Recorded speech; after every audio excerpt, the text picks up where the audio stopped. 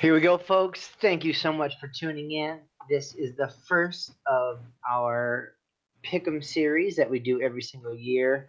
Um, I have to admit that I screwed up the scheduling yesterday, so the only reason why you only get myself and Baltimore Blaine on tonight is 100% on me.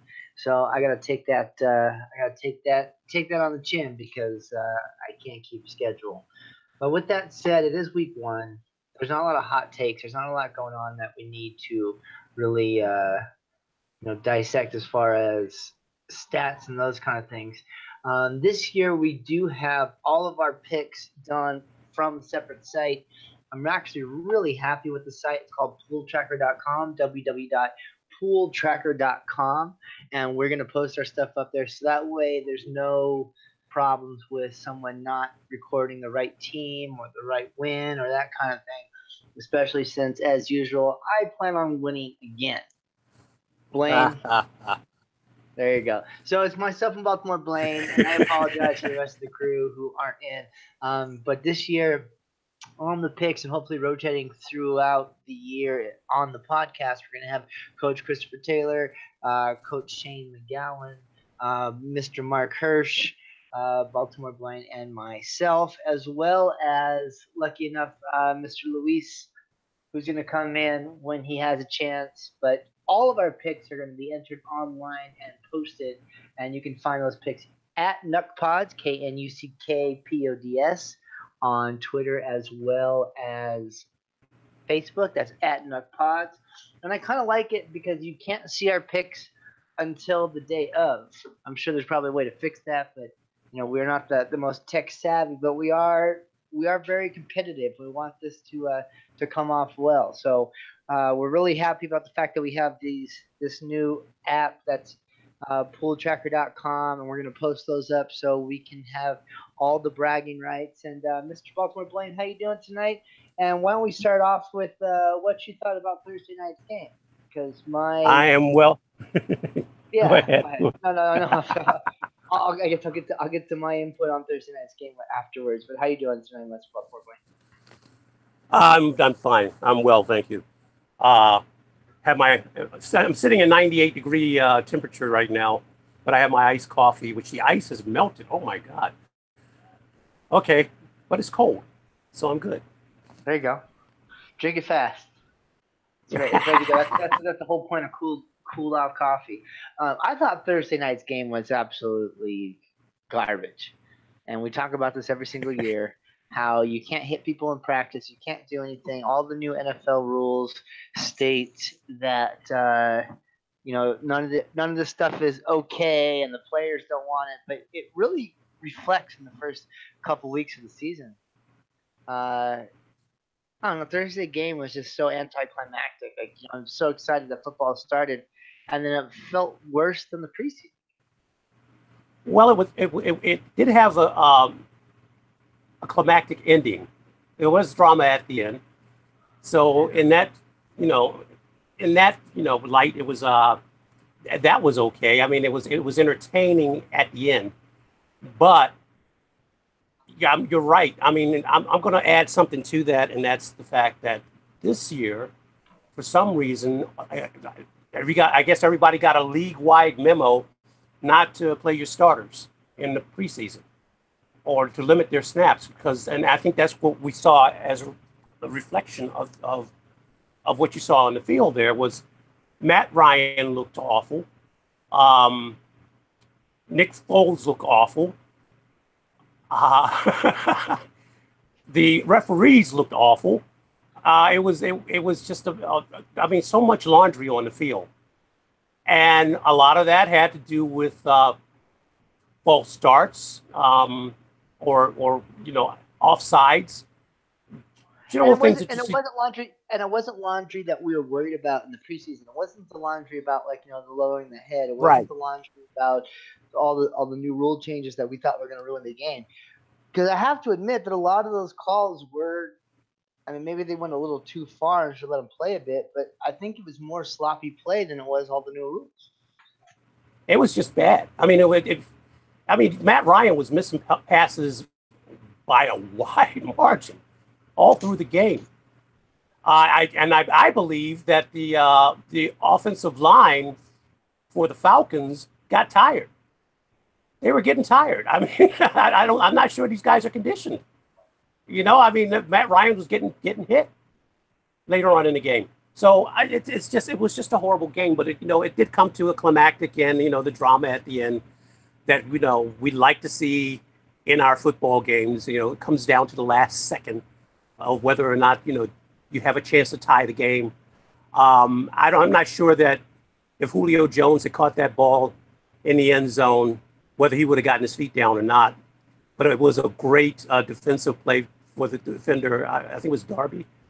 Well, I do have to say that Julio made that catch on the sideline earlier in the game. I don't agree. Really? And that's the thing is that my point is I was watching it too, and from the other angle, it looks like he may have.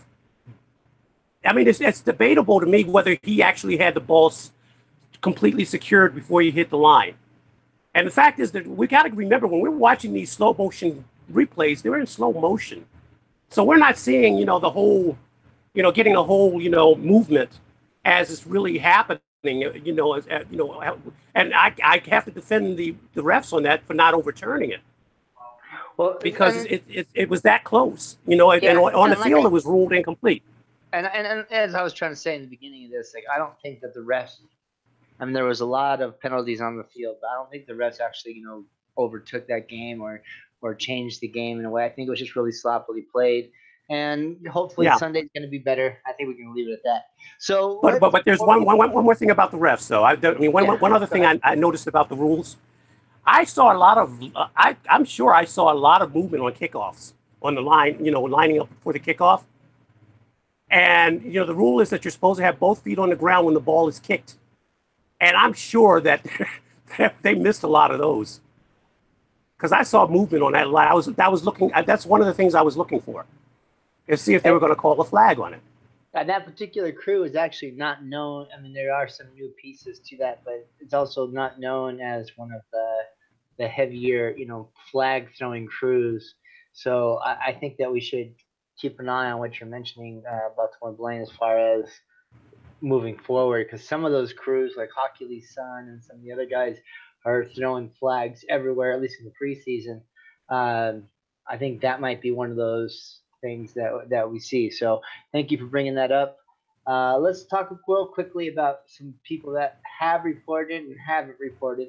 So Earl Thomas is back. He said that his disrespect was noted, but he's never let down his brothers, his players, his city, his team.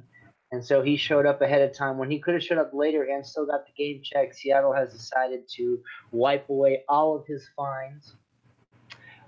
So I think that's a good thing for Seattle. I don't think it fixes everything, but I think it's good. I'm not. I like that. I like that attitude. Yeah, I'm not gonna bore you guys with all that. But let's talk about something completely different, which is Le'Veon Bell did not show up in time, is getting fined, and will not play. Or if he does, it'll be a surprise. It'll be limited time, and things are super evil in Pittsburgh. And I think that's the difference between Thomas and Bell. I think that class relationship in not only class, but I think that relation. I think I'm not going to say class as much as I think that relationship in Pittsburgh is gone. I think that's done because Le'Veon Bell I think he's out for himself now, which I don't blame him because I think Pittsburgh has handled this all wrong. But then again, I mean, I understand why they handled it the way they handled it. And I think that he doesn't care about Pittsburgh anymore, or he just wants to be under a contract with long term with some security with a team. And I don't think he cares about the Pittsburgh Steelers as much as Thomas cares about Seattle. And I mean, I'm not trying.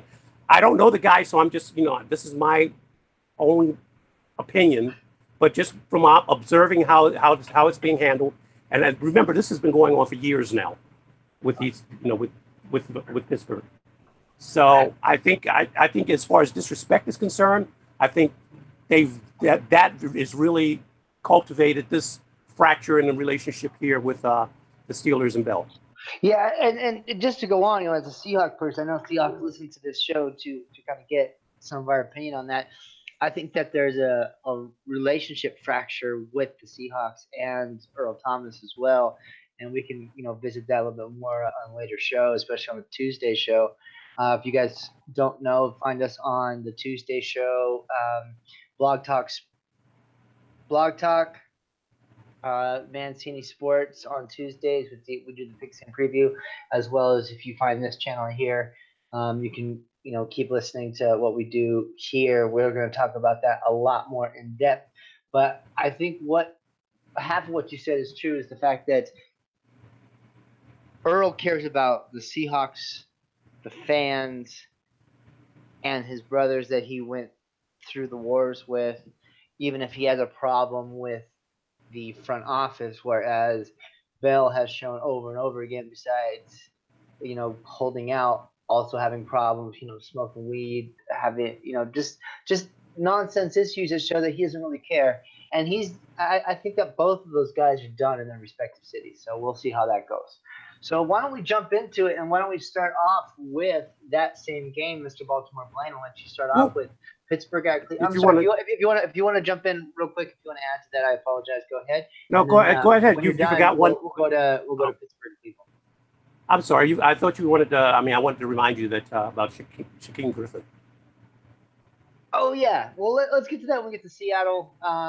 Okay. But yeah, that's a feel-good story. Thanks for reminding me. And I guess we can do it now. But the fact that KJ Wright is hurt, which sucks for Seahawks fans, but at the same time, the fact that the first time in history, a player with disability, he only has one hand. I know you guys saw it a bunch. He was picked up by the Seahawks. He had up and down preseason, but mostly up. And because of KJ Wright's injuries, he's going to start. He's going to start right next to Bobby Wagner, and just, love to him. So, let's talk about that a little bit more when we get to the Seahawks. But thank you for reminding me of that, Baltimore Blaine. And let's start off with Pittsburgh and Cleveland. Okay. This is one, I don't know about you, but I get a bunch of emails for pick'em leagues and survivor leagues, and hey, I know that you know a bunch about the NFL, and I told everyone to stay away from this game as far as picks go because I don't like it. And Pittsburgh is favored by 4 points on the road, and this is the absolute Rothstein home dog pick that could upset the apple cart right away. And with Le'Veon going out, and with all the other problems they have, and with Cleveland riding the wave of popularity they've gotten from the show, this seems to me a little bit dangerous. Before I give my pick, why don't you talk a little bit about the game, since you are an AFC North kind of expert?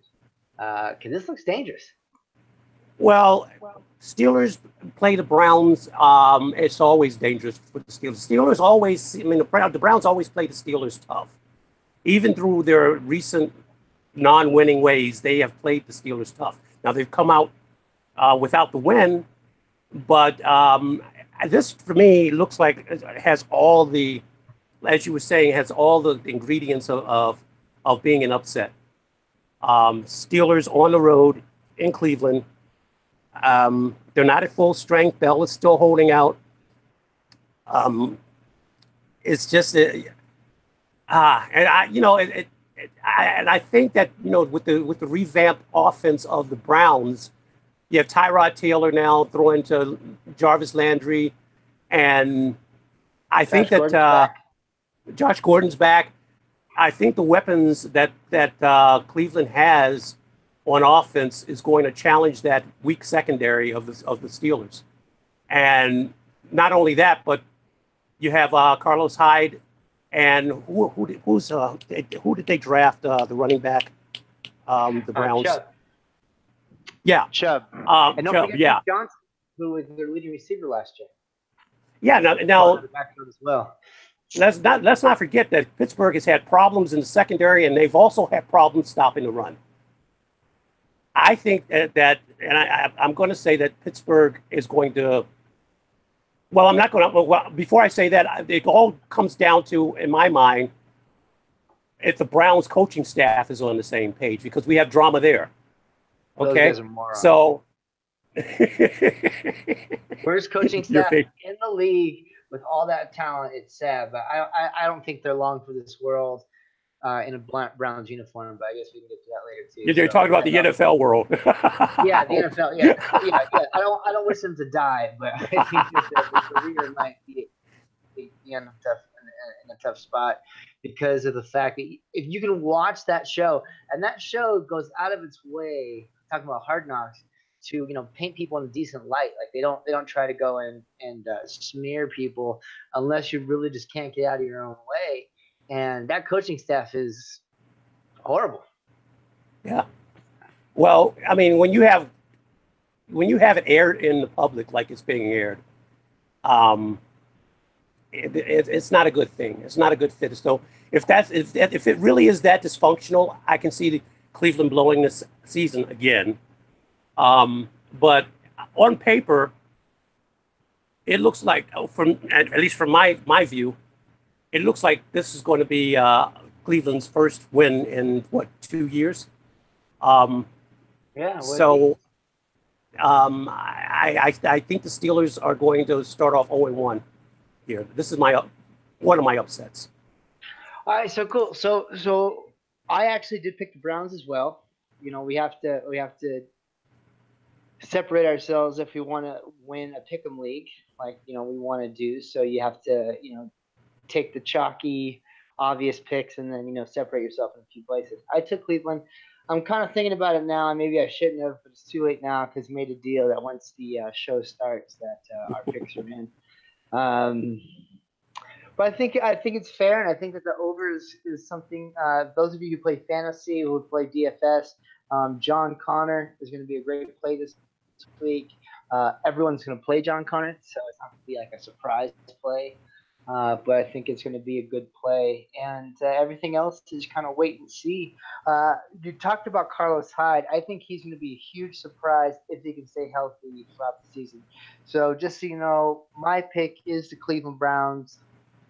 In an ugly game, by the way, and there's weather issues and there's all kinds of other problems going on. So it's going to be a rainy, wet, cold, nasty, and at AFC North. I mean, everything is lined up for the Browns to pull this off. So if they don't, then it's on no one but except for them. So we'll see how it goes. Well, the Pittsburgh running back, his name escapes me now. The rookie. Connor. Okay, Connor. Pittsburgh? Yeah, he.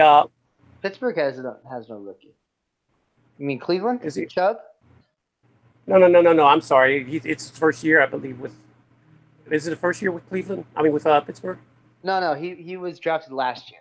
He didn't play much. Oh, okay. I didn't. But he's in that. But for you fantasy folks, D'Angelo Hall was picked for that same reason, and Bell has always been either hurt or suspended or something at the holding out season, and they give him a bunch of carries, they give him a bunch of work. So I don't see any reason why it'd be different this year. Yeah, but he's not going to fill that hole. I don't think he's going to fill that hole for he's no Le'Veon Bell. Let me put it. Well, no one's Le'Veon right. Bell, but the idea of someone that hasn't really played getting 25 to 30 touches is not out of this world, considering what Pittsburgh's done in the past. Yeah, I was just saying that he's not going to be their savior in this game. Oh no. But he does well. We'll see, and that's actually something that's been on a lot of the boards as far as the DFS and the fantasy guys are talking about. So we'll find out. Let's stay in that same division, and we go to Indianapolis, where the Colts are 2.5-point favorites over Cincy.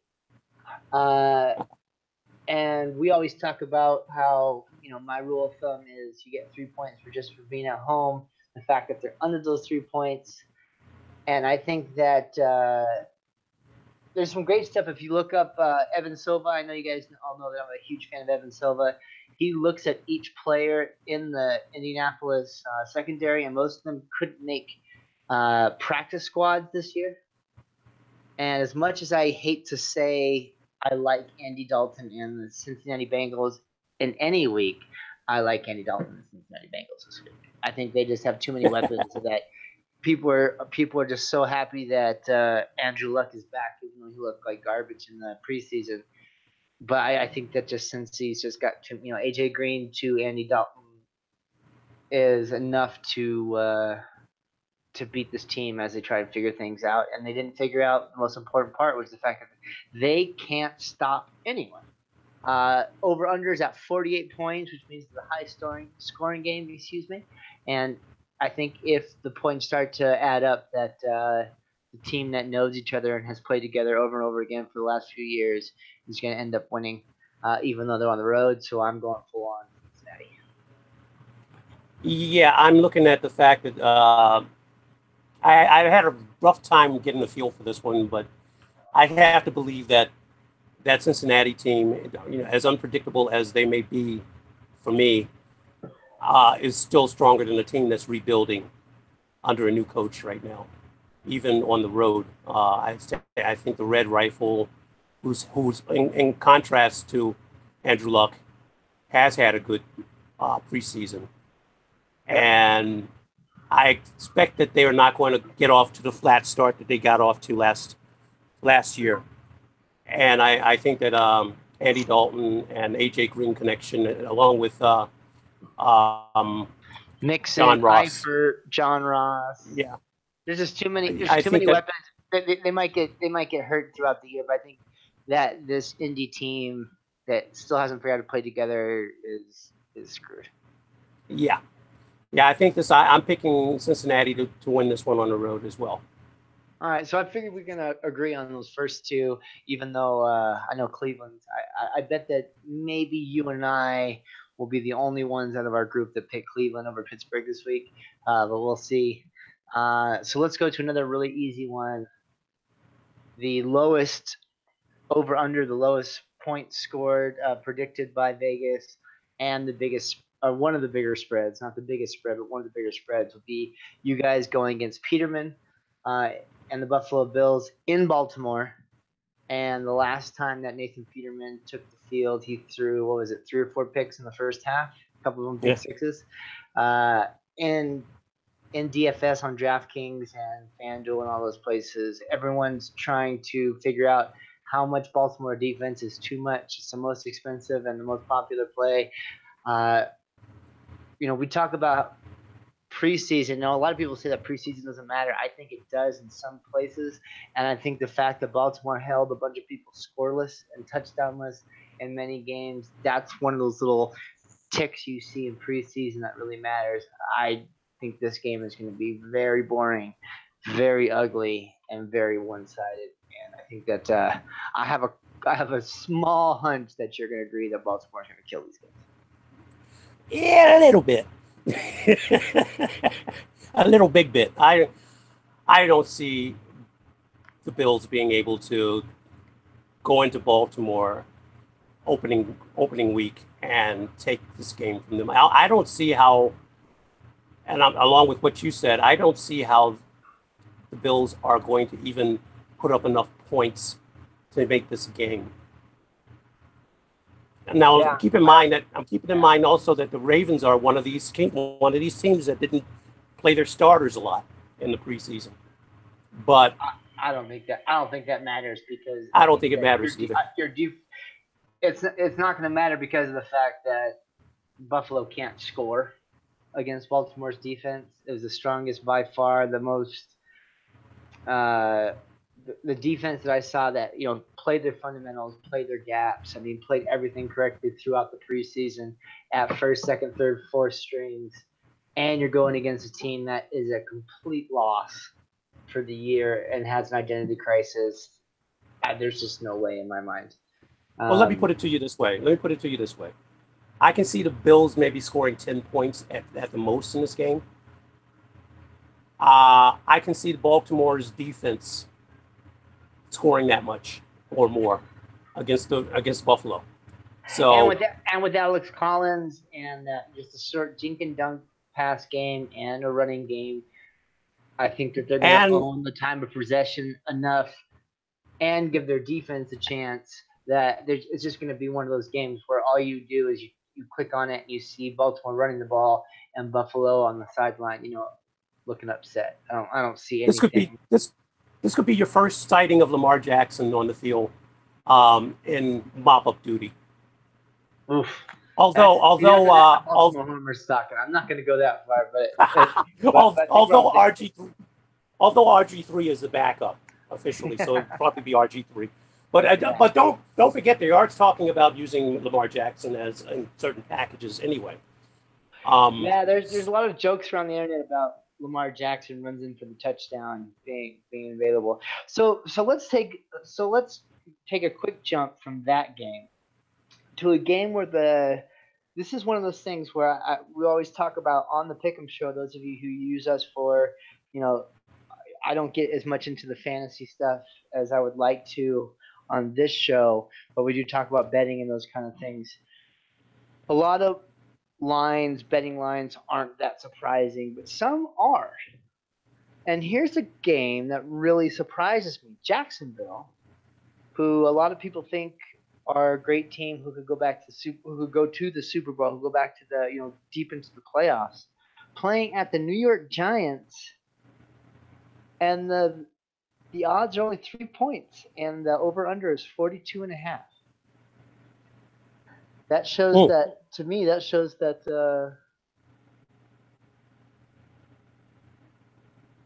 I'm sorry. That shows that I think things are a little bit funky. Interesting. I just don't see the Jaguars defense letting the Giants offense beat them. I think the Jaguars on the road, even I think this Giants team has too many question marks as far as the coaching staff is. It's a new coaching staff. It's have they improved? Are they competitive enough again? Yeah, you got Odell Beckham Jr. Yes, you got Eli Manning, and that's a question mark for me. Is Eli Manning? How much is left with Eli Manning? How effective is he now? I know that the Jaguars have questions. The same question at their quarterback for me is Bortles. I don't, really care and that's the big one that's the big one that always comes up on the show, right? People always say, "I don't trust Blake Bortles," and you being one of them, right? And I'm one of them. Does this show that Vegas is telling us that, hey, you know what? They got a great defense. They got Leonard Fournette. They have all the things ready to go. They just don't have that. They don't have that team put together with that quarterback that we feel comfortable enough to give them more than 3 points over a team that lost last year and really didn't have a lot, except for Saquon Barkley. I'm going with I think it's going to be a close game, but I'm taking the Jaguars over the Giants at this point. First game of the season. I'm going Jags too, and I just think that there's just no way. I mean, this game might be like a 9-12 game. Yeah. That would be disappointing, but it wouldn't surprise me. And you Saquon Barkley fans, don't worry. You guys are going to score a bunch of points. He's going to be a stud, just maybe not this week. First game in the NFL against what I think is going to end up being the best defense in the NFL. I know, and all the points might be scored off the defense side of the ball. That might. And Bortles, man, I don't know what to tell you, but your team believes in you, but Vegas and the rest of us don't. So here's one bright spot for Bortles. Is usually when I talk against him, he plays well. Or anyone, usually half the quarterbacks in the league when I criticize him, show me up the next game. So that's what makes the NFL the NFL. I don't know if that's a reflection on me or but anyway. Yeah, I mean that's the thing, and I'm not playing a bunch of money on fantasy this week. I'm not doing that stuff because of the fact that we don't know what the trends are going to be. We're trying to look at them. Part of what this show, I think, what makes this show fun is the fact that we kind of look at Vegas and other people, and a lot of times Vegas and the public are kind of on the same page in the beginning, but this is one of those games that really shocked me. Only 42 points scored, and the Jags only have a 3-point. I mean, that's kind of shocking, no? And Yeah. let's go. So let's move to one of the highest total games. It's not the highest now because, it's not the highest now, but it is a line that has moved a bit. So one of the things that we look for in betting is what the public and the sharps do to a line, meaning when they bet it to a certain point, it starts to grow, and that's New Orleans against Tampa Bay. Tampa Bay, obviously, Jameis is suspended, so you have Ryan Fitzpatrick going to the Dome, and we are up to 49.5 points, with New Orleans being a 9.5 point favorite.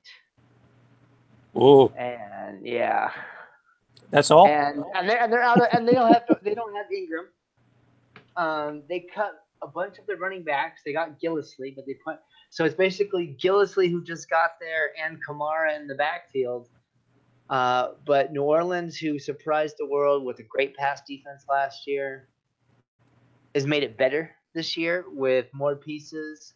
I think New Orleans is going to be a force to be reckoned with, and Tampa is, let's just say, going a different direction.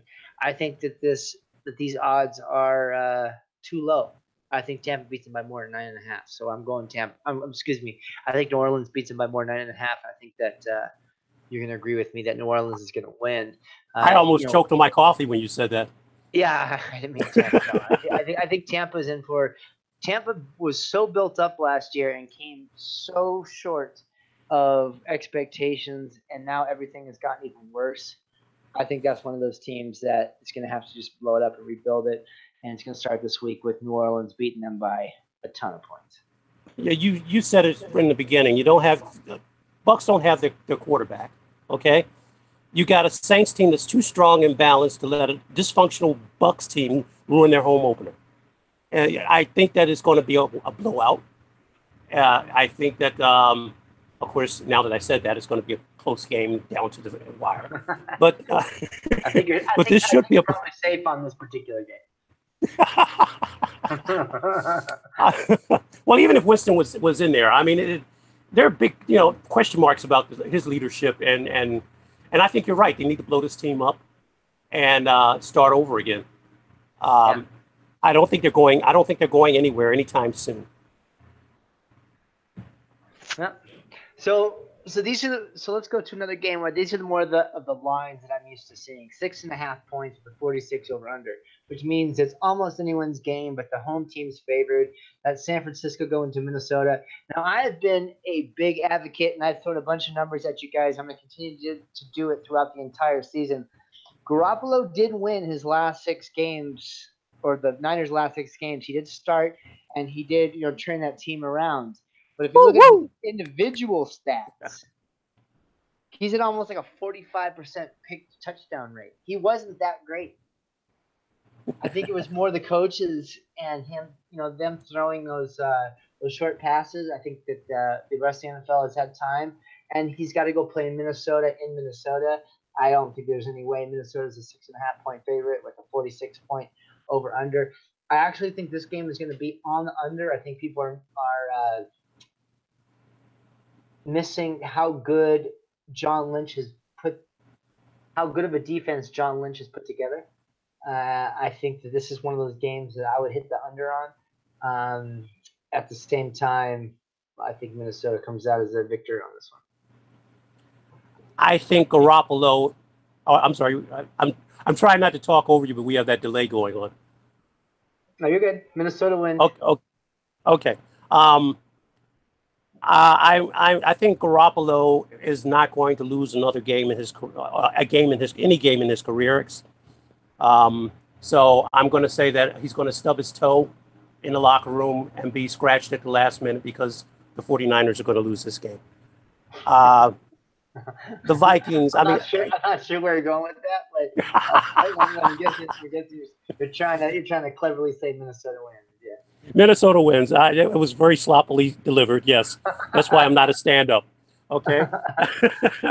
I expect the 49ers. Even though I think they're much improved and they're going to be great to watch this year.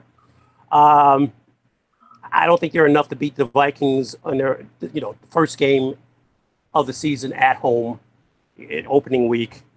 Garoppolo will lose a game. This will be the first one he loses. Shocker. And I think you've got a big point there that there's a lot of hype on Garoppolo, and it's a nice little story. It's a nice little story to follow, and and romance, fairy tale. But in the real world, it comes down to that the Vikings are going to handle business. They're just too strong.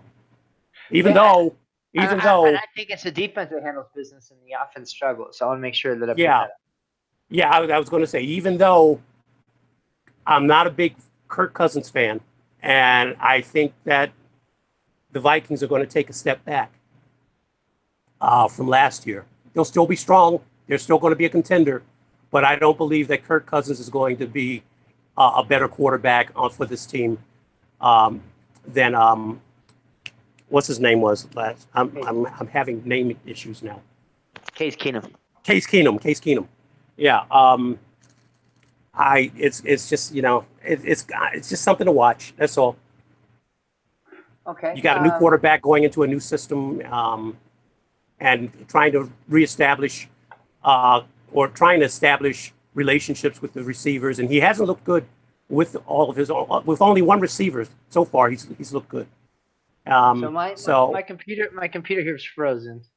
I don't know what just happened. Hopefully it freezes in a second, but the recording's still going. That's the important part. I talk too much. You froze my computer with you talking. So let's go to a game that I'm actually a little bit worried about. Is New England at Texas? And when we did our AFC South promo, or look forward, whatever you want to call it, I talked about the fact that I think that Texans are gonna kind of regress a little bit, and while Deshaun, I believe, is the real deal, that they might not be quite as good as people think. And as I'm starting to look at this game and I'm starting to kind of break it down as we get closer, I find myself buying into a lot more pieces of the Texans offense. And this is a game that I think might end up biting New England in the butt. Even though I am frozen here, I can see that it's a 50-point over-under. It's the highest over-under of the week. And even though that the Patriots are 6.5-point favorites, I think it might be closer. If it wasn't in Foxborough, this would have been my second big upset that I would pick. But because it's in Foxborough, I'm going to stick with Belichick and Brady. I'm going to go against that one, and I'm going to go for the upset. I think the Texans almost pulled it off in Foxborough last year, didn't they? Yep. And I think you're going to have a strong Texans team go into Foxborough. I think that the Patriots have been over the last couple of years tend to start off a little flat, like most teams in the league. But I think they also have questions as far as Edelman being out. They're going to have Gronk trying to fill that void. But they also have new pieces in New England that need to gel on the offense. I can see the Texans with J.J. Watt and Deshaun Watson going in there and upsetting the Patriots. I'm going to go with the Texans for the upset. Okay, so we'll see how that goes. Can you find our next game and maybe what the odds are? Yeah. Because I'm still locked out here on my screen. Let's see, who haven't we gotten to yet? We haven't gotten to Dolphins and Titans. Titans at the Dolphins. Yeah, so I know that's a 1 point game. I believe the Titans are favored by 1 in Miami. I'm going all in Miami. I think that Miami takes this, and the Titans defense becomes exposed as to what a joke it really is. I'm going with the Titans. Both teams have a lot of question marks for me. I don't think the Titans are going to be as strong this year. Excuse me, under their new coaching staff. I think that defense is going to be okay. Although Dean Pease, in some feel that Dean Pease held back our defense last year, or the last couple of years. He plays an ultra conservative fourth quarter, and that's where, over the last few seasons, the Ravens have suffered, giving up games in the fourth quarter because they weren't aggressive enough. I don't trust Tannehill. That's another quarterback like Bortles that show me, and he hasn't shown me enough. And I don't think that the Dolphins. I think that the Titans are just a little bit better than the Dolphins even now under their transition. Okay, so quick question: who's better, Mariota or Tannehill? Mariota or Bortles? Mariota or Tannehill? Oh, Mariota. Mariota, Tannehill. Mariota. Okay, who's got a better defense, the Dolphins or the Titans? I think the Titans. See, I think that's where we disagree, which is why I'm going Miami. Okay. What's the next game on the slate? You're the stats guy. You can back. I'm going off of memory. Week one, F the stats because we don't know. That's what makes week one. That's what makes week one tough. Because that's a great call. I appreciate you calling me the stats guy. But what this tells me is that I really don't know because all the stats. You have a rebuilt defense on both sides. You have Tannehill coming back from injury. This isn't a stats call. It's more of a gut call. So I appreciate you calling me out on that. Because that was a compliment. I just feel I don't mean call me out like in a bad way. I'm saying like want me to shed light on why I came to that decision. And I just think that Miami just has more talent overall on both sides of the ball. Even though I think Miami's going to have a tough season, I think if both these teams are going to be bottom feeders this year. I am gonna call this a close game, regardless. And Vegas agrees with you because they're calling it a point. So yeah, it's about time Vegas agreed with me on something. Always taking my money. Yeah. All right. What's the next game you got for us? Okay. We're gonna save that one until later. Let's go down the line here. Let's see. What did we just touch? We just touched Titans and Dolphins. We did that one. Chiefs at Chargers. I love this game for fantasy football on both sides. I love this game. I think that both offenses are going to score. I think that this game is going to be like one of those 35-34 shootouts. I absolutely love this game. This will be the game that I have on my computer watching the entire time. I can't wait to see this game. Okay. How about you? I'm not. I wasn't so sure about the scoring part. The worst. I don't know if Mahomes is ready in the NFL during the preseason. I know people say preseason doesn't matter. It does matter in certain aspects. And the worst defense by far this preseason was the Kansas City Chiefs. They played their starters against what's his name, Chase Daniels, and the Bears' second stringers in the third game, and got destroyed. Well, I think Phillip Rivers is going to eat the Chiefs alive, and it's in San Diego. It's not narrow. Yeah, that's my point. I don't see Mahomes being able to do the same against the defense of the Chargers. I could see him. I think Mahomes is going to do like a 3-touchdown, 3-interception kind of day. I think Mahomes is going to get harassed, and he's going to be on his back a lot. I see Rivers and the Chargers offense taking it to the Chiefs against they're playing at home. They're playing in Los Angeles in that little soccer stadium.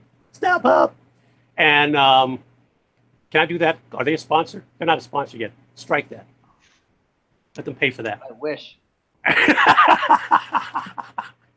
No, I think that this Chargers team is just too strong, and I think that the Chiefs are going through a transition with Mahomes. And again, first game of the season, opening week, there's going to be some seasoning that has to be done before we see the Mahomes that we're expecting to see. Rivers has done it too many times. This Chargers defense is going to feast on a rookie quarterback. Okay, so let's find a couple of the other games that we can just kind of fire through. Okay. We'll get to some of the ones at the end. Okay, and next on my list is Seahawks Broncos. Oh yeah, so that's one we're not going to fire through. Okay. You want to save that one? No, we can go ahead and talk about that one very quickly. Okay. That's problematic, and I have to say that I don't know. I will tell you that I did pick the Broncos on the pick'em. Sorry, Seahawks fans. I'm a competitive cat. I want to win, not just be a homer. And the biggest reason is because 43 out of the last 50 games that Denver has played in September in Mile High have been victories. That's going back over multiple coaches, multiple quarterbacks. I think that the Seahawks will start to put it together. This is going to be a very boring, low-scoring game, and I'm just going with numbers here that I think Seahawks might trip up on this. Also goes back to the fact that the Seahawks are horrible at the beginning of the season under Pete Carroll. I think the Seahawks lose this one. I think you're right. Coming into Mile High, you have. I still have questions about the Seahawks offensive line. Even if they have improved, they still need time to gel before we see that, I believe. I think that the Seahawks have too many new pieces and questions going in as far as new personnel and on both sides of the ball. And Shaquem Griffin, that's a great story. You want to talk about that? No, just happy for the kid. We can talk about it next week. Just happy for the kid. Okay. He everyone said he was never going to play college football with one hand. He was never going to play pros, and now he's all the way to a point where he's starting side by side with his brother in the NFL. Just happy for him. I think that's a player that every fans from every team wanted to see. Even people who don't like American football in Europe. Yeah, I think that every love that kid because it's just awesome. And one of the cool things, I won't get on this too much, but check out the video. There's a bunch of kids that have disabilities that have shown up to the Seahawks practices just to meet him and to shake his hand with tears in their eyes because he gives people hope. And he's a super cool guy, and he's super sweet, and he's very grateful, humble, and he's really good. I don't think he's really good. I don't think anybody watching draft day would have been upset if he had been drafted by their team. Yeah, it's a great story. It's a great deal in so many ways, and can't wait to see him start. And I hope it works out for him. And remember, his abilities was not the disabilities, but his abilities, his skills on the field made it. He's a linebacker that runs faster than any wide receiver on the Broncos. They were forced to invite him to the combine, and he shined at the combine. 340, man, that's legit. You can't hand or not. That's and he put on the deal. It's a great story. We're going to talk about it a bunch. So he's not paying us either, so we're not going to give him any more airtime. Yeah. All right. So I want to say that. I'm sorry, what? I said he's not a sponsor, unfortunately. He's not a sponsor. Okay, so I want to say as far as Denver is concerned, I think Case Keenum I have the same questions about him with a new team and gelling with how much he's gelled already with his receivers, but I think that that Bronco team is much more put together and ready, especially at home, to defend this week. And I'm going to go with the Broncos. Okay. So next game would be, I believe, Dallas Cowboys at Carolina Panthers. Yeah, I think we can fire through this one. Basically, to me, it comes down to You only thing that the Cowboys have with all the injuries at the offensive line is Zeke running with with a bad offensive line, and Kuechly and those guys will get them without Thomas Davis. And I think that Christian McCaffrey has a breakout season, so I'm going Panthers. I got the Cowboys as being an incomplete team right now. They got questions at receiver. That once elite line that they had has been weakened. The Panthers, on the other hand, are I think they've improved with more weapons for Cam. DJ Moore is going to be a name that is going to be, well, if he's not a household name now, he will be. Torrey Smith, as an addition, is going to help as well. Panthers at home will be too much for the Cowboys to handle. So I'm picking the Panthers. There you go. We're agreement there. All right, so Skins and Cardinals. Skins at Arizona. Yeah, so I'm happy for Adrian Peterson. Vegas has the Cardinals winning. I think the least games in the NFC. I think that Vegas got it wrong. I think the Cardinals are going to surprise some people as long as they stay healthy. David Johnson's back. I got the Cardinals beating the Skins. I trust Alex Smith more than I trust Sam Bradford. I think Alex Smith is even though he's in a new environment and he's adjusting to that.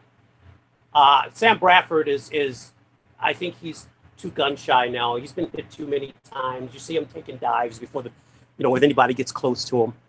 I don't think he's going to stand up to the pressure. I wouldn't be surprised if Josh Rosen ends up in in this game at some point. I think Adrian Peterson has a good. I think that's taking it way too far. I'm a guy that goes out there, you know that. Yeah. But I think Adrian Peterson has a good game. It's probably going to be the best game he has all season, as what happened last year when he went to his new team. I'm taking the Skins, and even though I don't trust either team, I'm going to take the Skins over the Cardinals in this one. Okay, next game. Next game, I believe, would be the Bears and the Packers. I like the direction the Bears are going, especially they made the big moves to get Khalil Mack. I like the young receivers, and I think the Bears are the exact opposite of a team.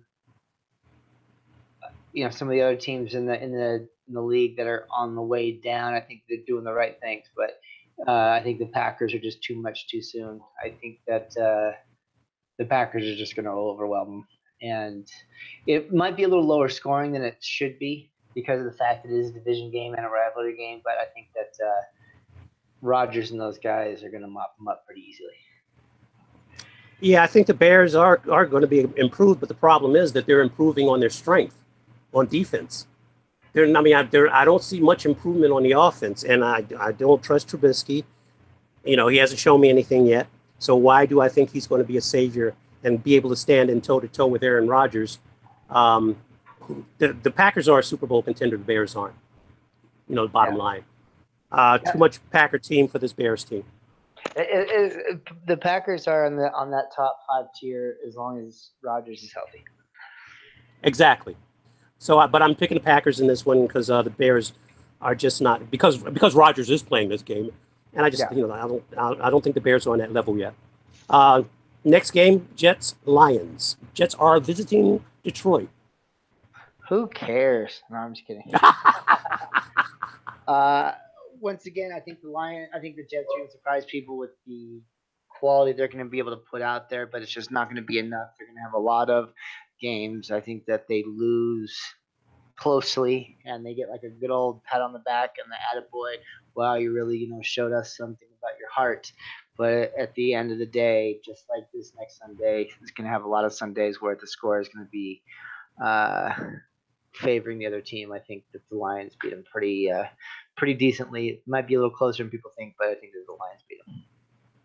Yeah, the Jets are still rebuilding. I mean, they surprised us last year with the success they had. They were very competitive. Now they've got a new rookie quarterback, and I can't expect Sam Darnold to outplay Matthew Stafford Let me get the. Oh my God! I almost said the wrong quarterback. Matthew Stafford, in his first real NFL game, um, at home. I mean, with Matthew Stafford at home, the Lions are unbalanced. Their offense is the strength of this team.